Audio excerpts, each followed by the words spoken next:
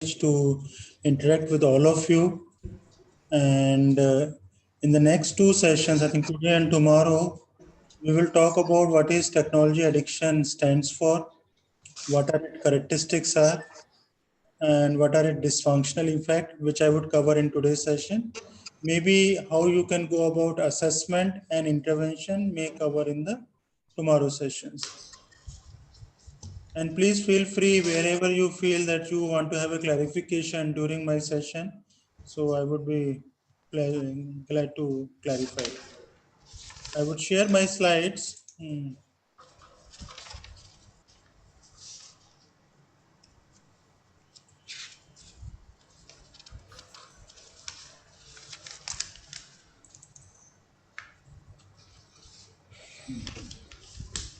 So, because I work primarily, started my career with working in substance use.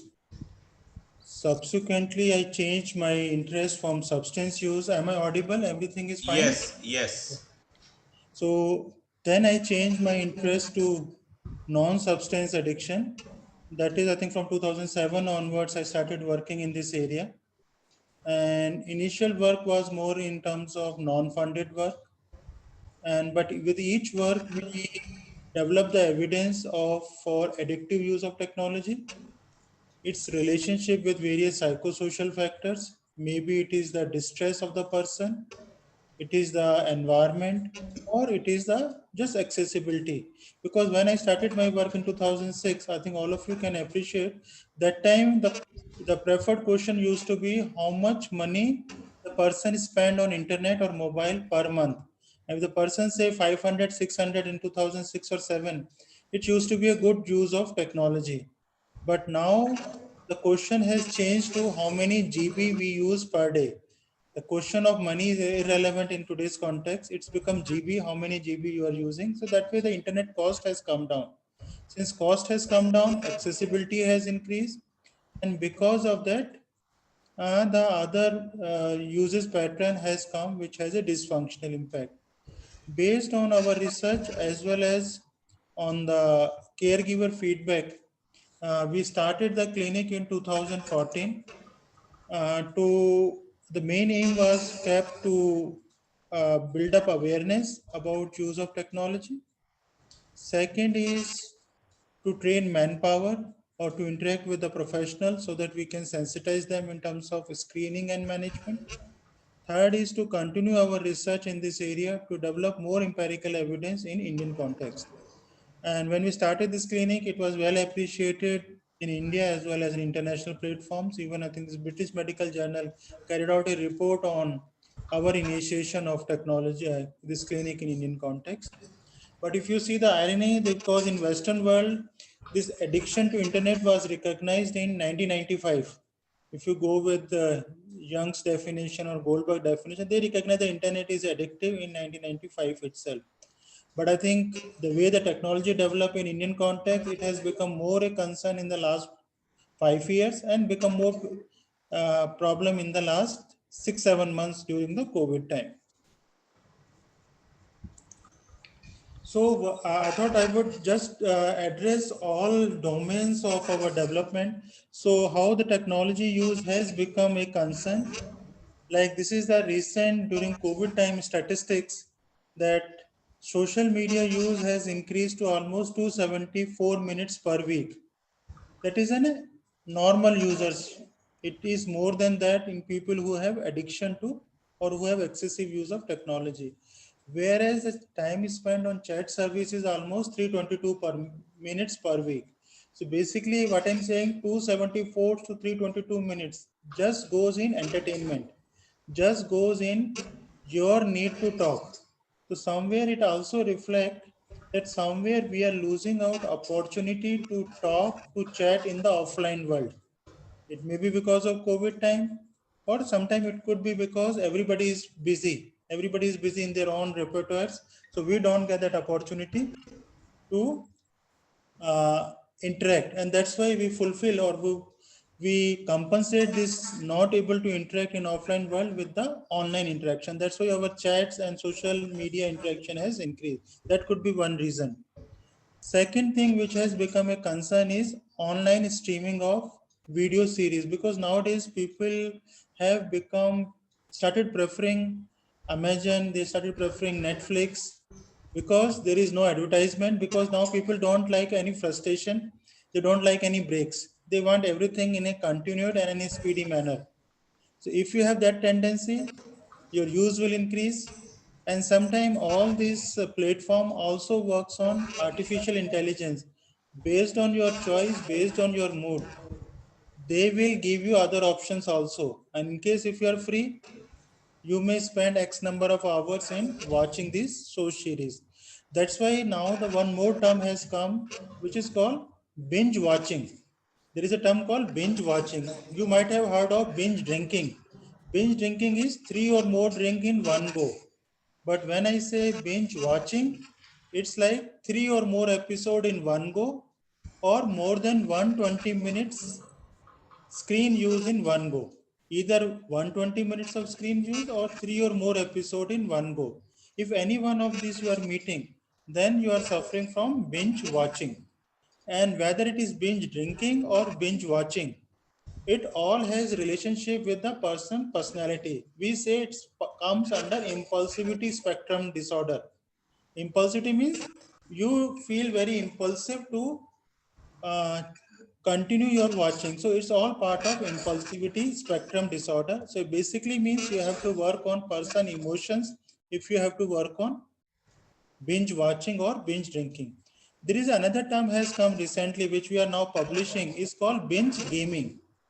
Binge gaming, like you might have seen, like children generally play for 4 hours, 5 hours. Nowadays we see cases with 10 to 12 hours of screen of gaming also. The international, it is said, like if the child play or the adult play for 4 hours or 5 hours at a stretch, then he or she is suffering from binge gaming. But in Indian context, we find cases like children play for 8 to 10 hours at a stretch. So if anybody who's playing games for more than 5 hours in one go, then he or she is suffering from binge gaming. So you heard of binge drinking, binge watching, and binge gaming. And all these binge phenomena have a relationship with impulsivity. So that an impulsivity, when I'm saying, it means you have to work with emotional, you have to strengthen the emotional control of the person to address this aspect of binge watching or binge gaming. This another things which has come, like 75% of the Indian users allot more time on social media during pandemic. Again, I think somewhere you can relate that people are not getting opportunity to affiliate, people are not getting opportunity to interact, people are not getting, because somewhere if you there is a Maslow theory goes, Maslow theory of hierarchy of needs, which give five needs. Under that, one need is social needs. If our social needs are not getting fulfilled, online platform use will increase automatically to fulfill those needs. So it means somewhere we have to work on how we can strengthen the social needs of the person for fulfillment of those needs, so that he or she should not compensate with online platforms. And there is almost, I think the increase has been seen almost 4 hours per day, which is almost 87% increase is seen in pandemic time in comparison to pre-pandemic things. So there is another survey which was done in 23 countries. And I think along with other questions, this question I picked up, they also asked whether you can live without internet. 82% of the participant from Indian context has said that they can't live without internet, which is very highest in these 23 countries. So you can see we have become a heavy user of internet. It could be both productive and non-productive, but our ranking is very high in this thing. Another thing has become a concern is porn use. Porn use, if you see, India almost stands second in the world in accessing porn sites. And the traffic is more in Indian context on weekends, like Saturday, Sunday. If you find Indian traffics for porn accessing is very significant. And it's become an issue that it's not like among adults, it's a concern. Even I think children as young as 13 or 14 years, also they have a exposure of porn watching or porn material. Sometimes it comes through peer pressure, peer sharing, or sometimes because their system is not protected, they get certain pops up and they do watch it because adolescents do also have a curiosity to watch, and after watching this content they feel that whether it is meaningful or not, and sometimes they feel guilty also that whether I should watch it or not, or how to use this information. Even among adults we have seen there is a phenomena we publish called online infidelity. Online infidelity refers to infidelity, as you know, like any kind of extramarital relationships where the first partner feel that she is dissed or she is not, her needs are not addressed. But when the one partners has a excessive use of porn, and excessive use of porn is also related with excessive indulgence in masturbation also. So sometimes the male partner start avoiding the female partner because he feels that my I doesn't need her or I don't need any physical intimacy. So if that kind of scenario comes, it contributes to family distress. It contributes to this phenomena which wives relate that it is as bad as any kind of infidelity because my husband is not with me. So that way the porn use is also bringing marital distress. Porn use is also disturbing the family environment. Now we see like how many times we check our mobile phone. I'm not sure in this group, but I think this is 60 to 70 times is minimum in a day for a normal person. It may be more than that also. But if you check 60 to 70 time means if you spend 1 minute per time, it automatically takes away 70 minutes from your productive time. And if you're spending more than 2 or 3 minutes, it automatically takes away 300 to 400 minutes from your productive time. So it's become a concern for young adults. It's become a concern for adults that if they are spending so much time, their productivity will come down and they will have other issues also. Because if you are busy on the mobile phone, people around you will feel that you are not attentive, you are not giving them attention, and they start complaining about you. Another thing which is a concern is most of us check our mobile as a first task of the day. I think this goes with the substance use also. Like most of the substance users start their day with the use of substance because they have a withdrawals. Here also, people, adolescent or adults say that since they access the mobile around 12:30 in the night, now by 7 o'clock, a lot of messages would have come. So that craving is there to see all those messages and to reply those messages. So that way it also meets one criteria for addictive use of technology. Last is how many of us have a control on mobile use.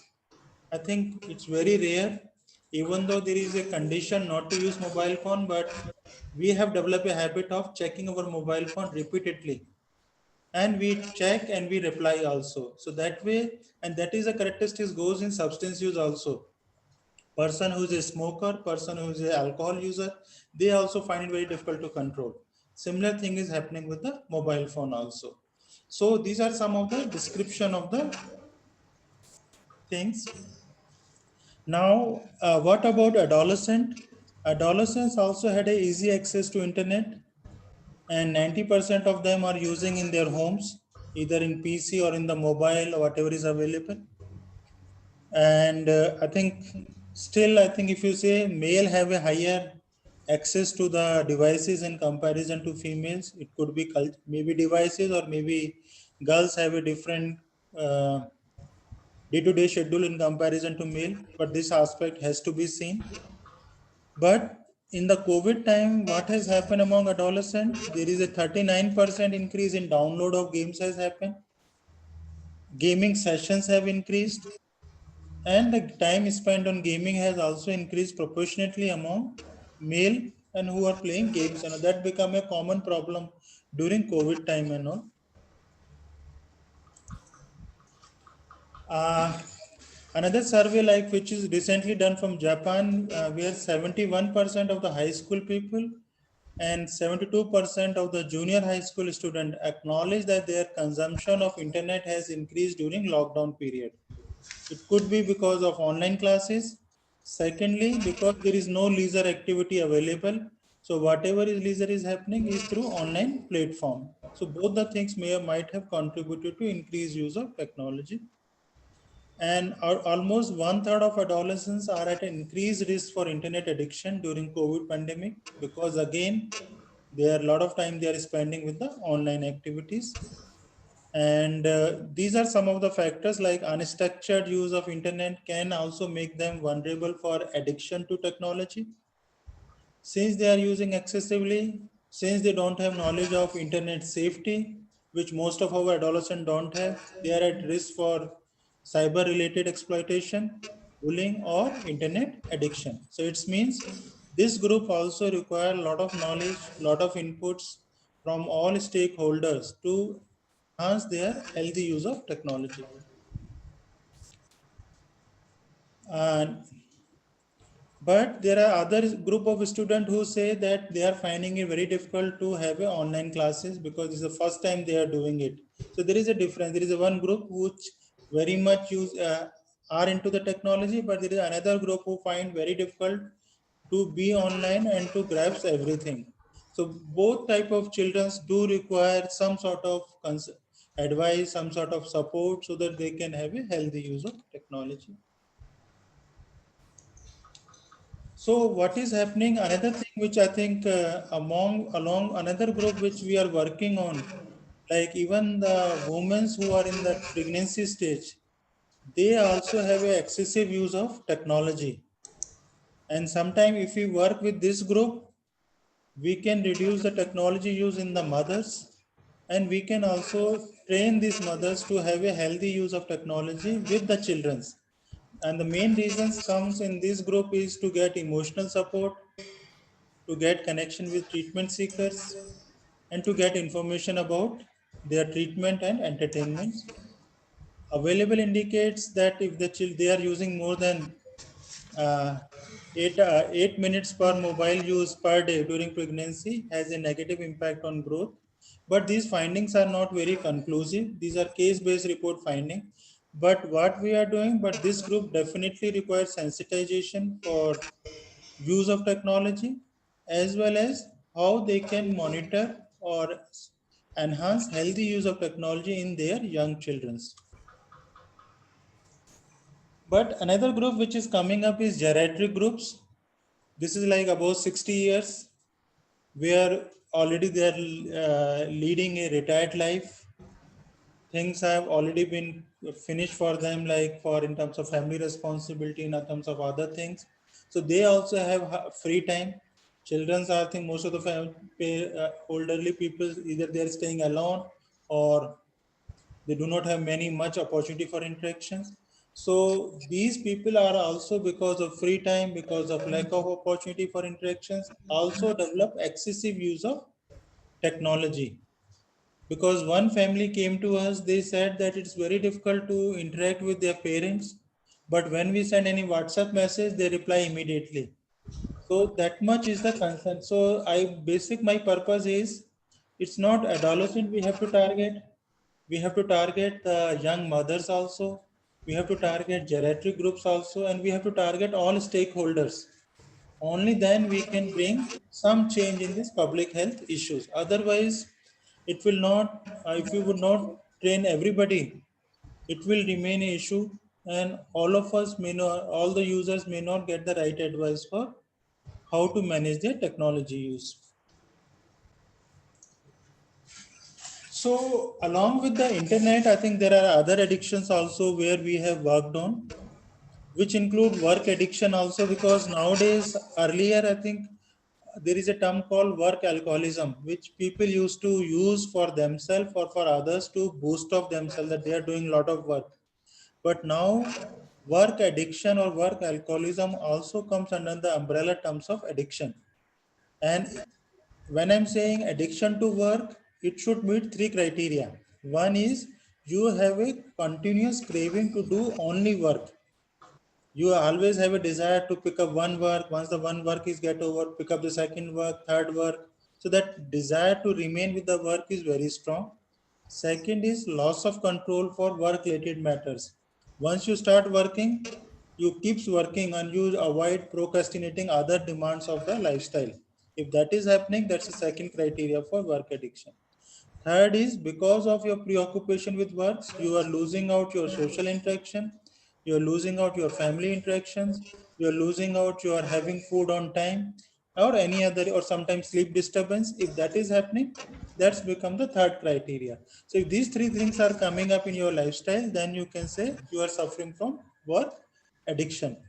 And we have found in Indian context almost 9.7% of our population suffer from work addiction, where males have high number in comparison to the females, whereas internet addiction is 2% male and 0.6% females have addiction to internet.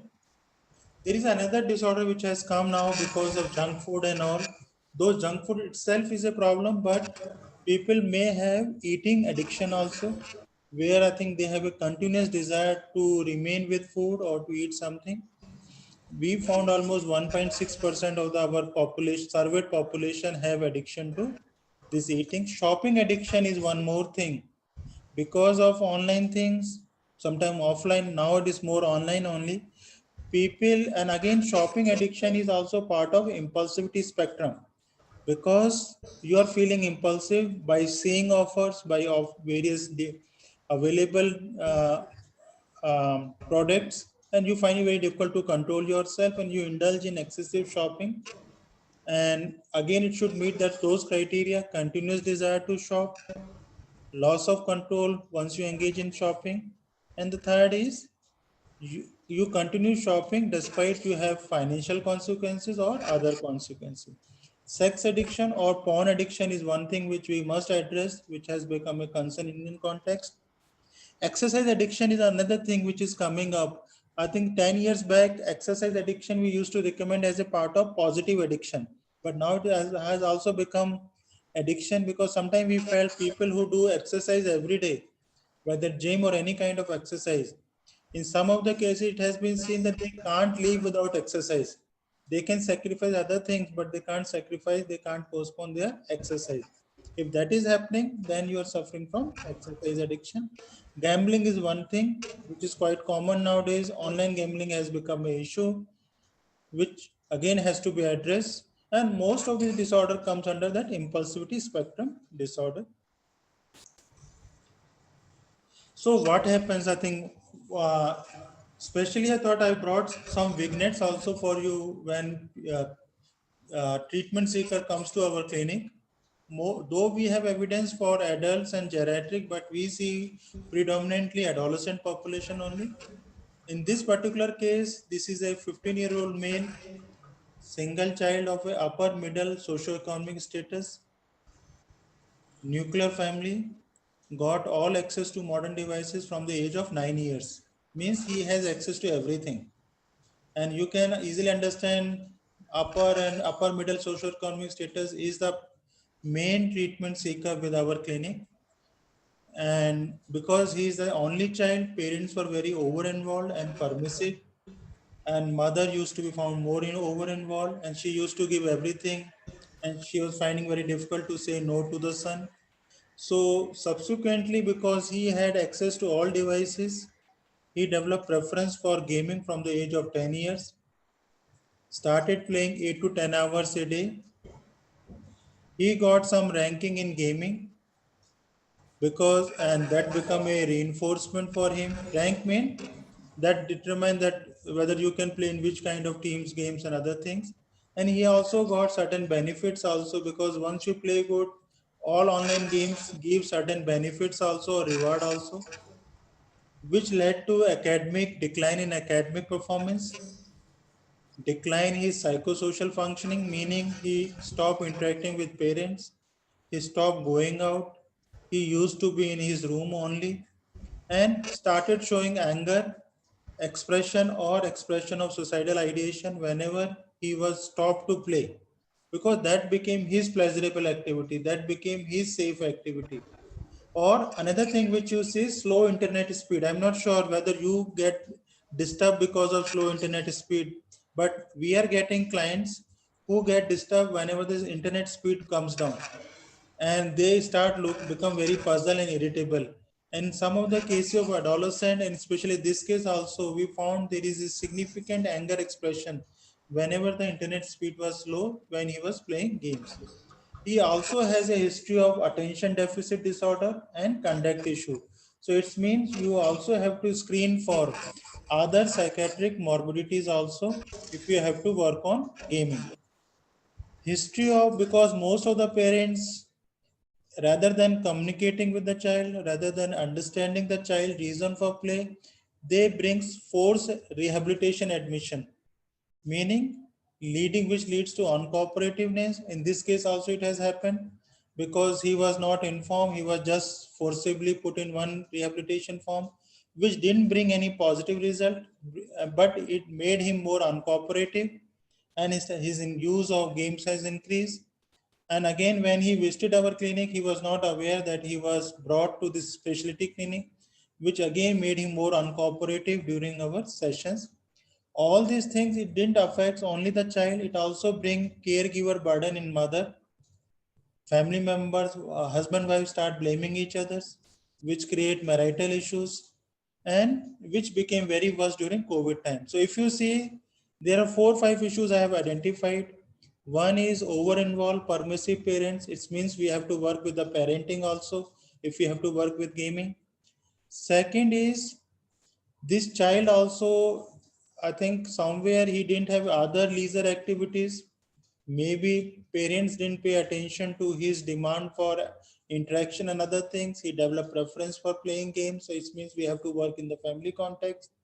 We also have to understand why he lost in academics, whether academic became too much for him or gaming became a compensation for loss of grades in academics. So that sort of counseling also didn't happen with him. And he also has a history of ADHD, and also whether this ADHD was managed properly or whether he was suggested any behavioral techniques or not. Or there should be a communication before any consultation start, which didn't happen in this case. Again, that's become one more advice for the family.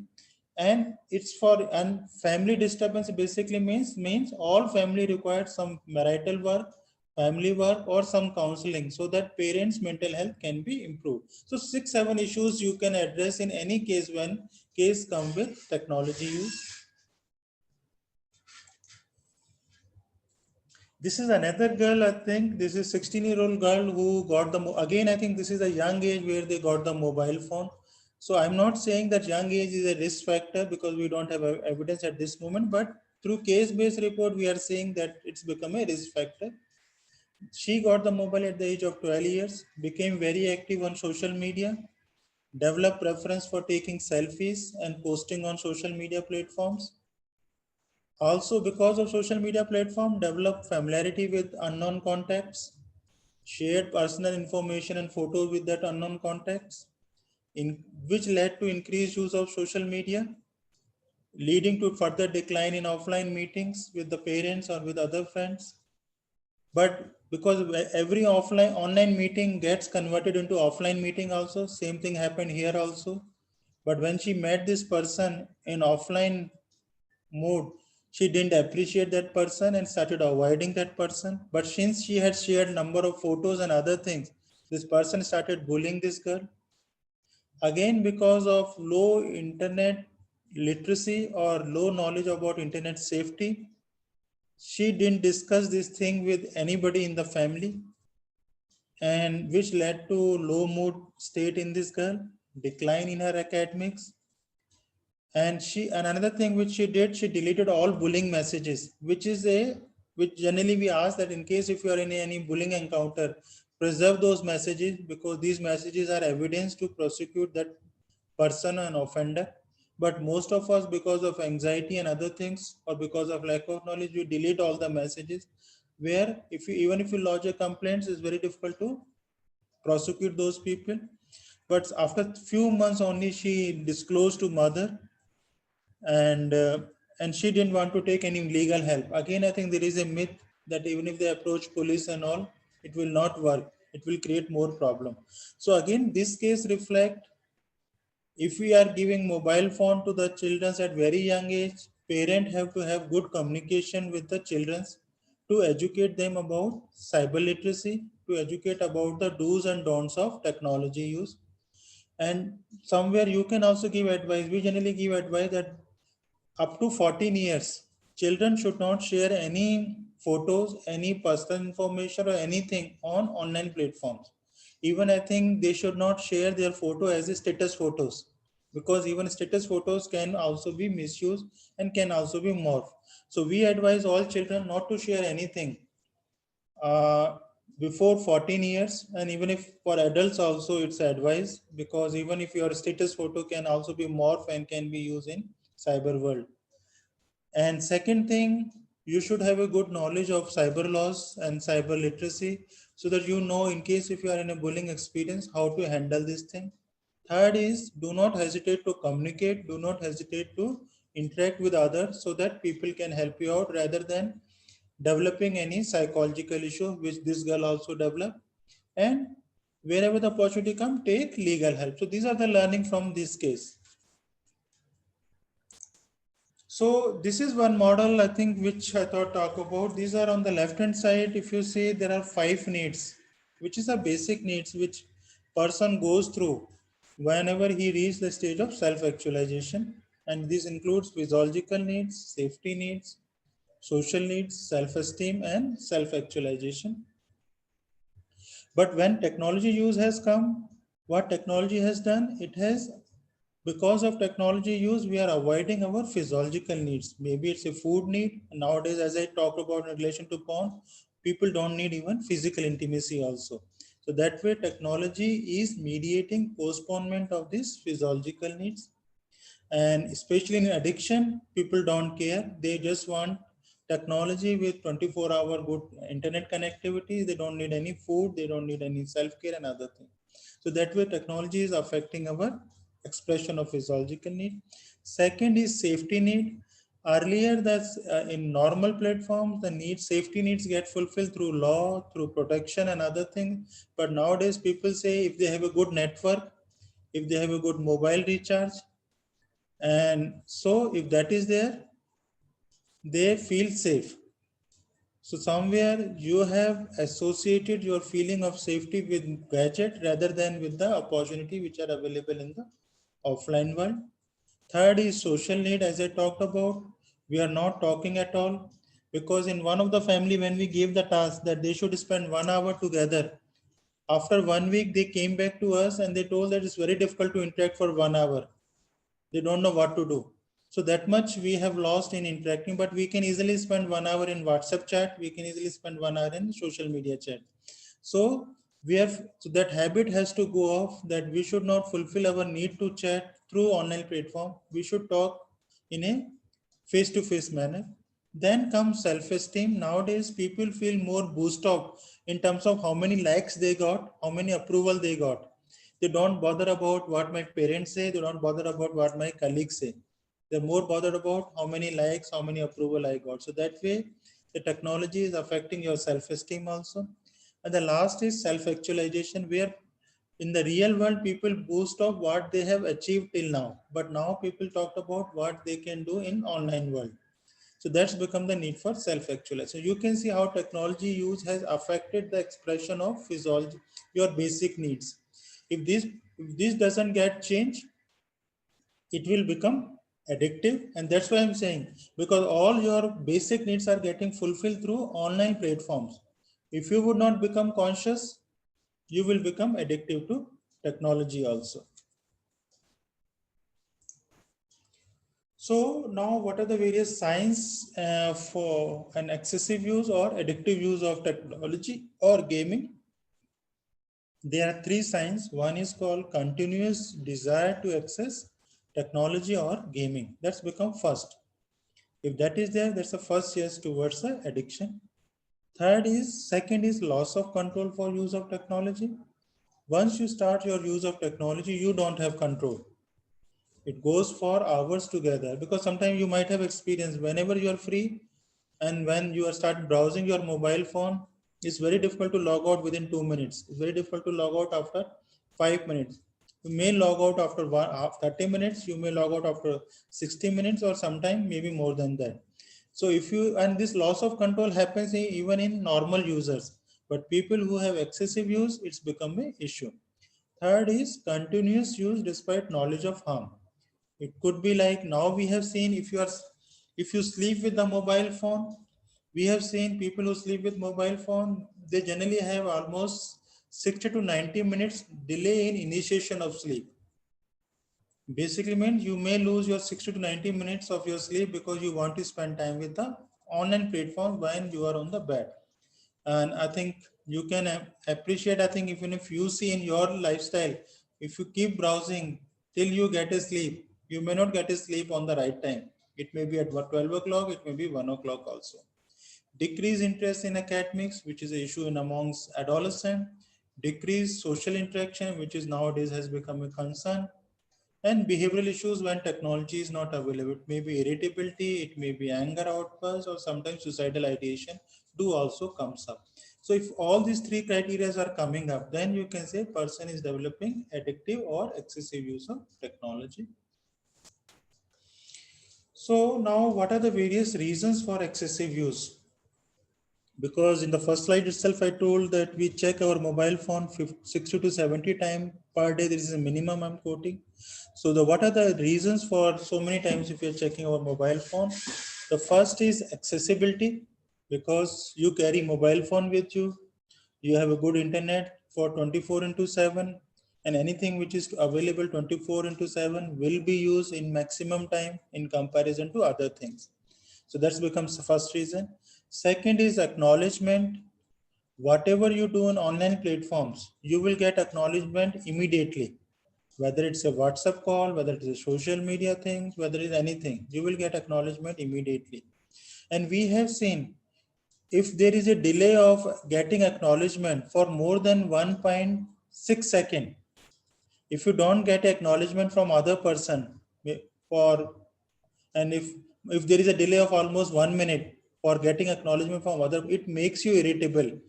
Because you might have seen, if you have sent a WhatsApp message to other person, if that other person doesn't reply you back, you start feeling anxious whether that person has seen it or not.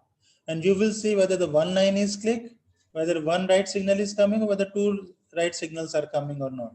So that sort of acknowledgement has become a part and parcel of our lifestyle. And the last is affiliation, which I already talked about, that people do use more because it fulfills your need for talk, it fulfills your need for being with others. Then comes digital leisure activity. I am using the word digital leisure because of COVID time. There is no offline leisure activities. Whatever is there is digital, because once your professional work get over, if you have to relax, you relax through digital platform. If your online classes get over, you relax through digital platform. So whatever has become, it is become digital leisure activities. Since it is digital, definitely the use of technology will increase, and you may become addictive or excessive user of technology. Then comes the free time. Free time is another reasons. Whenever you are free, whether it at a home, whether at workplace, even when you are traveling. Because if you see people who are in the bus, even though there is nothing to do, but they will like to spend some time even in the crowded bus also, because that's become the moment of free time and to chat, another thing. Then comes entertainment. Entertainment is commonest reason for, because you can do XYZ entertainment on online platforms. Excitement, online learning, and working from home, all are reasons which contribute to excessive use of technology. Then comes, what are the psychological reasons? Could be psychological distress. You don't feel good, your mood is not good, you're feeling bored, loneliness, boredom, all these things will contribute to use of technology, which is quite common is today in COVID time. There is a one hypothesis called social brain hypothesis. Sometime earlier we used to talk about social support system. Nowadays, somewhere people, when they're very active on online platforms like social media, they when they talk about that, I have so many contacts, I have so many followers, somewhere the underlying need is, because I have so many contacts, I have so many followers, this means all these are my support system, because they reply me every day, they check with me every day, so are they my support system? But when people have done a empirical survey in this regard, they found only first 10 to 50 contacts in your social media are going to be your best friends, are going to be your non to, and they will be only available when you are in a crisis. But beyond 50, all your contacts are just contacts. If you are active on social media platform, they will respond to you. If you're not active, they may not bother about you. So it means you don't have to, that all contacts on social media may not get convert into social support also. So it means that's again underline that we have to spend time in offline world so that we can have a good support and we can enhance our feeling of well-being. So now till now we have just talked about the environmental reasons, but there are individual reasons also, which we reinforce ourselves for use of technology.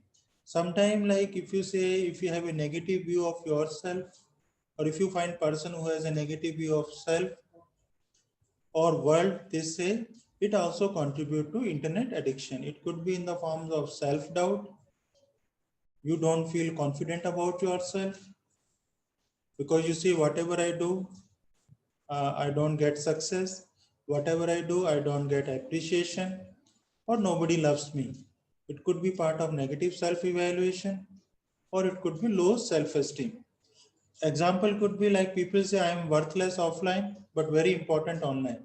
Because if you interact with any gamer child, any adolescent who play games, they say, nobody appreciate me in my family. Nobody recognize my gaming habit. But when I play, all my gamer friends recognize my talent, they give me appreciation, and I feel very good while talking to them. So all these sort of verbal and non-verbal reward on online platforms reinforce their desire, reinforce their decision to continue with the online games. Again, sometimes people say I am a failure in the real world but doing very good in the offline world. Or otherwise people say nobody cares for me, that's why I might immerse myself in online world. Then another commonest reason for use of technology is blaming, because we don't accept that we are addictive, we don't accept that we are excessive user. So we blame other things in the environment. So in this case, it is people say it's not internet, it is the stress in my life which predispose me for excessive use of technology. Or people say I need internet to deal with problems in my life. Maybe it's for any kind of problem that vary from person to person. Or people say my parents, spouse, and school drive me to the internet because of my everything is online, because I have to respond everything in online. That's why I'm doing internet more. And at time whenever I have to relax, I relax with internet. So they blame others rather than accepting their reasons for use of technology. Or it could be excuse also. Excuse happen in substance use also. People say after full day hard work, nothing wrong in having a drink. And here also people say it has been a long day. Internet helps me to relax. People say it's okay to use internet at night since I was studying and working during the daytime. So this kind of psychological reasons also you have to elicit if you have to work with the internet user and if you have to motivate them for uh, healthy use of technology. So based on our work also we identify certain pathways also for certain conditions. So for online chattings, we identify these three pathways, which works together to enhance excessive use of online chatting and which can also be used for intervention also. One is personality predisposition. As I talked here also we found impulsivity is the reason for excessive use of technology. But along with impulsivity, we also found people who are neurotic, means people who have anxiety tendency to be remain anxious, or who are found to be more anxiety prone personalities. Second is coping pathway. People use technology to structure their free time. People use technology to manage stressors, either by chatting, either by finding solution, or maybe whatever way they are using. Or people use technology to have a feeling of well-being. And the last is affiliation. As I'm talking about, it's become compensatory need for social needs. Here also people use online chatting as a modality of having relationship. Affiliation, which were associated with excessive use of online. So these are the three commonest pathways, and which also guide you for working on these pathways if you have to improve on use of technology. Then this is another study which we did where we found what are the pathways for cyber sex or pornography things. So here we found like people who have a high tendency for novelty seeking, who have tendency for thrill and adventure, and people who have a tendency for disinhibition. Disinhibition is where they can lose their control and can enjoy the environment in a free manner. So if these three things comes up, it may promote the persons to remain engaged in cyber sex or pornography or this kind of other material. And but we also found that it's not psychological dysfunction which come because of excessive use. Even excessive use of internet also affects your brain. Especially it affects your ability to focus attention.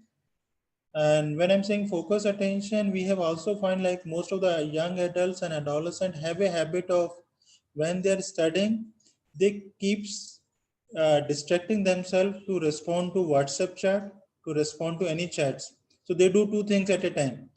And most of the adolescent young adult feel they're quite comfortable and they're managing it. But when we have seen that brain, whenever they get distracted for online chat while attending classes, the brain takes almost 3 to 5 minutes to reach back to the same concentration level. So every time when they're getting distracted, brain will also takes its own time to reach to get back to the same concentration level. Maybe sometime it will go to the same concentration level or may not. That will also affect their recall, will affect their memory retention, and may become the reason for not doing good in academics.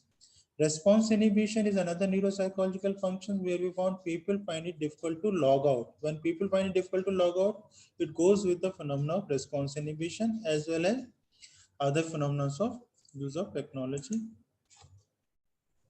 So now what are the various psychosocial issues are associated? You might have seen, or if you find that these are one in the commonest physical reasons are dryness of eyes, because when we look at the screen, when we use screen for long hours, our blinking frequencies comes down. When blinking frequencies comes down, it bring tiredness of eyes, it bring reddishness of eyes, or it may bring fatigueness. So that is goes with the dryness of eyes. Body pain is another problem because I'm not sure after my webinar whether you will feel fatigue or not. That's why I thought I may not.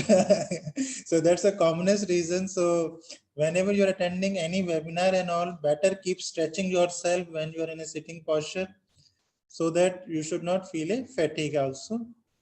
And so body pain is one reason. Carpal tunnel syndrome is pain in the wrist because of excessive browser movements.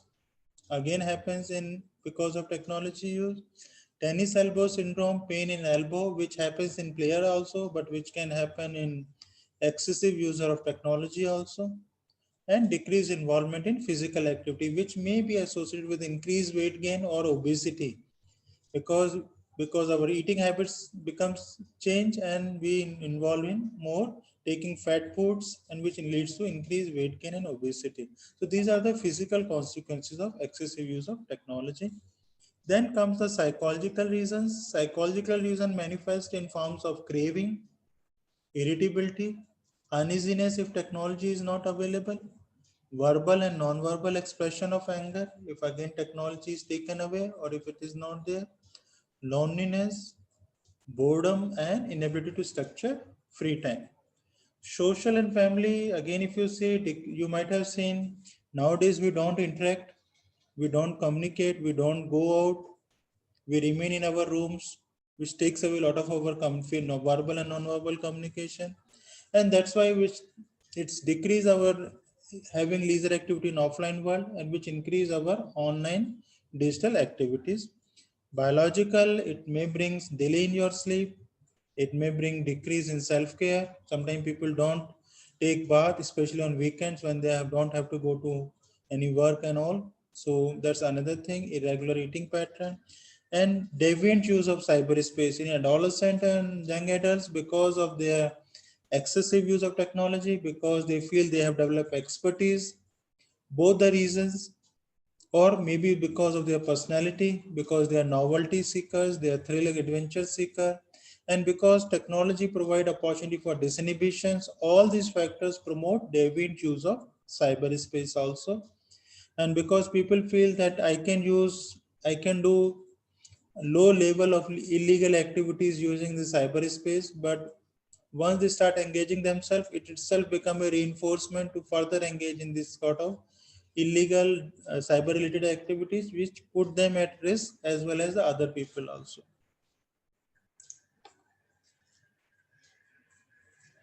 So these are various manifestation of excessive use of technology. I think some of the terminology you might have already heard of, but some of them I will just explain to you. One is nomophobia. Nomophobia, as the word says, called no mobile fear.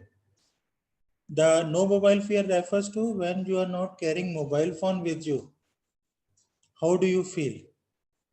Do you feel relaxed that today I'm not carrying this nonsense device? Or do you feel very perturbed because I'm not carrying mobile phone with me? I don't know how many messages would have come.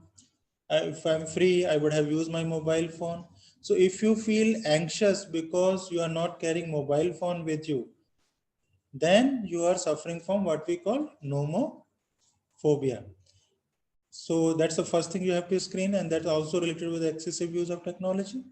Then comes the phantom vibration syndrome. Phantom vibration syndrome refers to pseudo vibration of mobile phone, because sometimes you might have experienced and all of us experience, sometimes whenever we check our mobile phone there would be nothing, but we have an anticipation that phone is vibrating. If this kind of behavior is happening with you frequently, that you check your mobile phone but nothing is there, but you always have anticipation that phone is vibrating, then you are suffering from phantom vibration syndrome. That also is a manifestation of excessive use of technology. Third is zero inbox syndrome. As the word say, you have a tendency to make your inbox zero, which all of us have, that whatever comes we likes to read and respond, and that's become the reason for excessive use. And sometimes it is also the reason for delay in sleep. If you are active on social media while you are on the bed, and if you have this zero inbox to respond to every chat or to respond to every message, you may delay your sleep. You definitely require management of your technology use during at night time. Snapchat syndrome is another things, like all of us have a habit of posting our status photo and other things, and we also likes to have feedback about our physical appearance and other things. But some of us, because of other psychological predispositions, we started giving so much importance to these feedbacks that we started exploring options of cosmetic surgeries also to work on our physical appearance to become more attractive. If that is happening, that's called Snapchat syndrome. Then comes the selfitis. Selfitis is like, this is a smartphone feature which is a help, and like it is there, so I think we have to use it. And it is not a clinical condition, but some criteria has come, like if you are using more than 5 selfie per day, then it's a concern. You have to work on your use of selfie, and you have to work on why you are reasons for taking more than 5 selfie per day. If that is more than 5 selfie, then definitely it's a concern. But if it is less than 2, you can enjoy it. Then comes digital amnesia. Because of smartphone features, I think we don't rehearse, we don't remember, and we don't strengthen our long-term memory. What we strengthen is our RAM. We strengthen the memory capacity of the phone rather than memory capacity of our brain. So, and that's become the reason among adolescent and adults, like even if within the family, all family members can't recall each other from mobile number, because they have not got it and opportunity to rehearse those numbers. So that way, how much it will affect your long-term memory, I don't know. Nowadays, like even if you have to visit any new place, you don't have to ask for any landmarks and all. You just put yourself in Google Map, or other person will send you a Google link, and you just have to follow that Google link. So you don't have to see what is happening on your right and left of your vehicle, because you're busy with the Google Map directions. So that way Google Map is a facility also, but it will also affect how much your visual spatial ability, we don't know. And some of the cases we have seen, when the people lost their mobile phone, how do they feel? They feel that they lost their existence, because they feel there's nothing in the brain. We can't recall anything. We don't remember anything. So when they lost the mobile phone, I think people are more worried about the context, that how soon I can retrieve my contacts, rather than the mobile phone, because mobile phone anybody can purchase. But the context, how will they retrieve? That's become the concern. Doom surfing is another thing. When you look for negative information, like especially in COVID time and all, you likes to have all sort of information or negative information. How does COVID can affect you? And if this search for negative information or health related information makes you excessive user of technology, then you are suffering from doom surfing. And the last is digital burnout.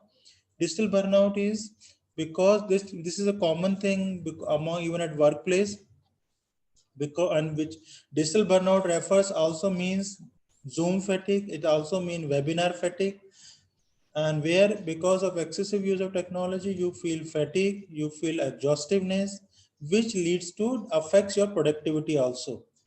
So if all these three things are happening, fatigueness, exhaustiveness, and decrease in productivity, then you are suffering from digital burnout. That basically means you have to work on your technology use, you have to work on taking frequent breaks so that you can enjoy your technology use. And these are various case-based, case history evidence we have developed, that how does technology use has affected the psychological disorders as well as our day-to-day life. And we have found that technology are using people are using to manage obsessions, auditory hallucinations. Also people are managing through use of technology. Technology use has become a coping methods, which is quite common. Technology use also has a relationship with cues, because cues is a common domain for management in addiction. Because when we work with alcohol, we works with that he should not expose himself to drinks, he should not expose himself to bottles, he should not expose himself to shops and all, so that he should not get a craving. But same thing happen in technology use also. You might have seen, if your next friend is using mobile phone, you can't resist your use of technology. You will also take out your mobile phone and start browsing it. So that way we have to work on cues, which could be availability of mobile phone, which could be free time, which could be stress. So we have to identify those cues and work on those cues. Video game definitely has an impact on lifestyle of a adolescent. It also contributes to caregiver burden, which I highlighted in the case vignettes. Video game use or technology use is also related with procrastination. You might have seen, you don't procrastinate internet use, but you procrastinate other domains, activities of daily life. If that is happening, again you have to work on technology use. Wikipedia addiction is another domain where people say that Wikipedia is an information search. It should not, it is a healthy habit. But we have seen even for information search, people can develop a addiction use. In even people with mild intellectual disability, where demand is less, expectation is less, but these kind of children again of free time because of no structure time can become an excessive user of internet. So even children with mild intellectual disability also needs attention for use of technology. Selfie use I've already talked about. Texting is another problem. We found that people even develop addiction to texting. Internet dating and sex addiction, we have found evidence.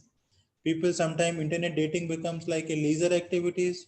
Sometimes internet dating also get converted into short-term relationships, and that short-term relationships becomes the reason for spending time on internet and may develop a person's addiction to sex also. Porn as a modality of sex education, because sometimes there is a lot of talk among children, among porn, among the young adolescent, among porn, but they don't know whom to clarify. Since there is a demand that teachers should talk about sex, there is a demand that parents should talk about sex, but nobody talks. Children carry their own anxiety, they carry their own ambivalence about sex, and sometimes some of the children start exploring porn to answer their sexual queries also.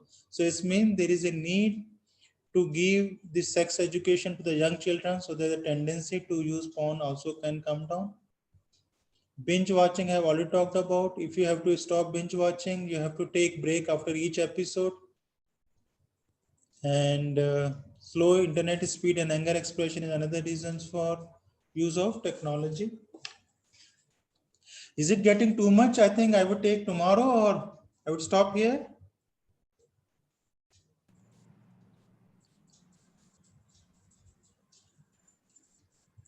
Hello? Please go ahead, Dr. Sharma. Some have Other, got poor internet connectivity, so some of them they've been texting me that poor internet connectivity, but others are still there. oh, no, I thought it's too much information is I'm giving, so I thought I would break here and tomorrow I would take it up from here, or that. You have something planned for tomorrow too as well, no? I thought I would continue this session, so today I would do this one, and then tomorrow I would talk about assessment and as a continuation of this thing. Okay, okay, fine. So you feel free when you would like to end. Then it's okay. Yeah. So I would talk about till the basic reasons goes. There is also thing like internet and crimes. So we have seen like almost majority of the children, young adolescent don't have knowledge of internet safety. They don't know how to manage. They know how to open up the social media account, but most of them don't know how to use it. And as many as two among every five users are open to accept any request. They don't see the reliability of this request, but they just accept the request and become vulnerable to online threats. So it's advice for young adults also. Don't accept everything. Don't accept every request which comes online. See the credibility of those requests, only then respond to them. 10% of the adolescent experience cyberbullying, and other 10 had has a profile misuse or account hacks, or 23% had seen a more images and video online, because that's we advise children below 14 years should not share anything on the online platform. One out of two among every children's report this kind of incidents. Sexting behavior is another recent phenomenon where children send each other various sexting related content. And some of the children just receive these sexting messages without their consent also, which again become a part of cyber related issues. And 17% of 300 adolescents, which we found, report high level of psychological distress due to exposure to porn content on online platforms, and they don't know how with whom to discuss, because if they discuss, technology will be taken away. Some 80% of the children in 25 countries reported feeling in danger of sexual abuse and exploitation in online platform. So that basically means adolescents require more talk, interaction, so that they can also have a healthy use of technology as well as they know how to work on it. So this is another NCRT phenomena which we have signed. They have reported that majority of the children are not aware of any safety guidelines, and even, and majority are found to be mild to moderate addictive to internet use.